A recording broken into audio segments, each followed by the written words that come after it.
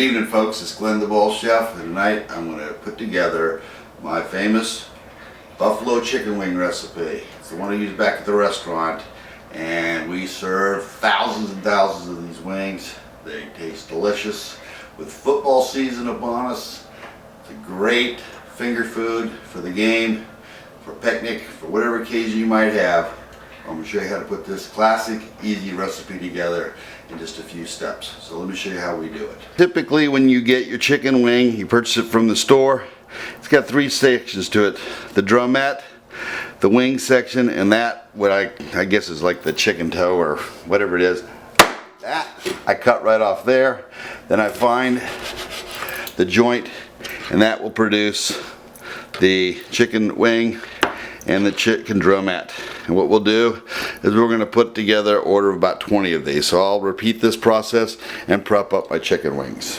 Okay, I've now cut up my 20 chicken wings into the drumettes and to the wing sections. As you can see, I've used one knife for that. And traditionally, buffalo wings are served with both celery and carrot sticks, which I've chopped up these sticks using a completely different cutting board and a completely different knife because I don't want any cross-contamination.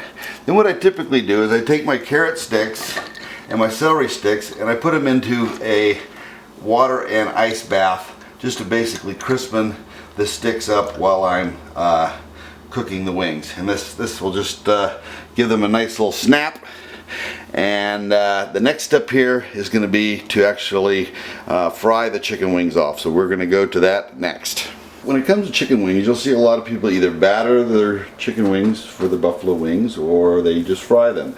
I do kind of a little bit different twist on that. For an order of 20, I will put in about a tablespoon of baking powder, a teaspoon of crushed black pepper, and 3/4 of a tablespoon of just regular sea salt.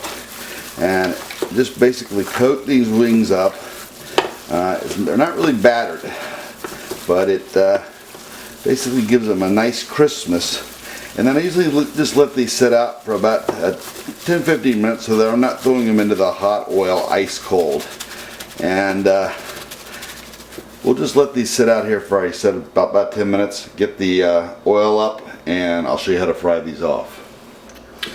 Alright, now what you want to do is take about 3 cups of cooking oil, and you're going to put these chicken wings in here on high heat. And what you want to do is make sure that while you're cooking these chicken wings, you stir these around a little bit so they don't stick together. They don't stick to the bottom. So they're thoroughly coated in the oil.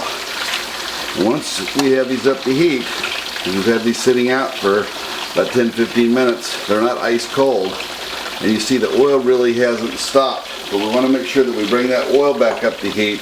Once we have the oil back up to high, then we want to cut it back to about medium high so that we thoroughly cook the wings throughout, so that you don't have rare centers on them. Very, very key, yet cooking them in a manner such that the exterior of the wing is nice and crispy.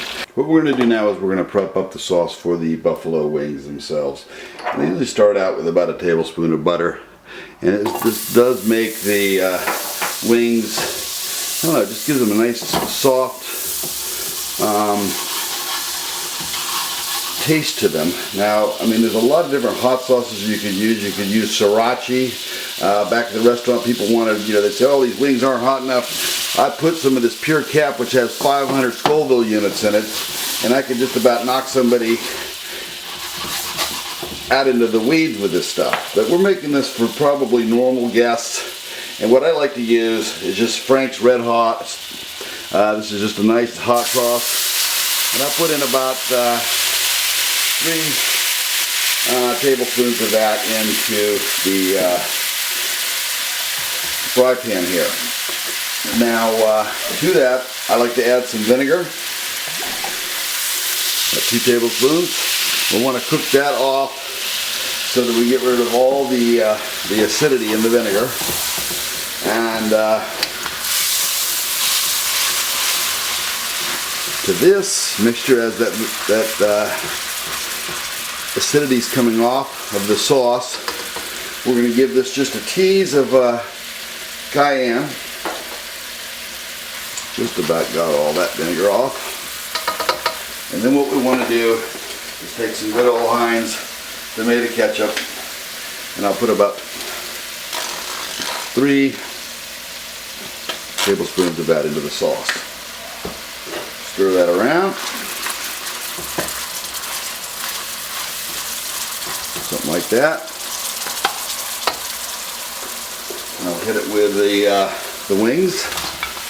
We can thoroughly coat the wings now.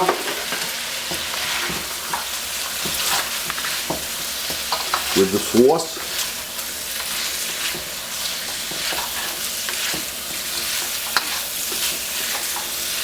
When you get your wings thoroughly coated up, all you can do then, just plate them up. Okay, we've got our buffalo wings all plated up here. We've got these served up with some blue cheese dressing. You could also use ranch dressing, whatever your taste preference is. We've served them up with the traditional celery and carrot sticks, and they're now ready to serve. You probably want to serve these with a small plate so that the people can put the wings onto the plate. Let's take one of these wings out here, give it a try, see how spicy it is.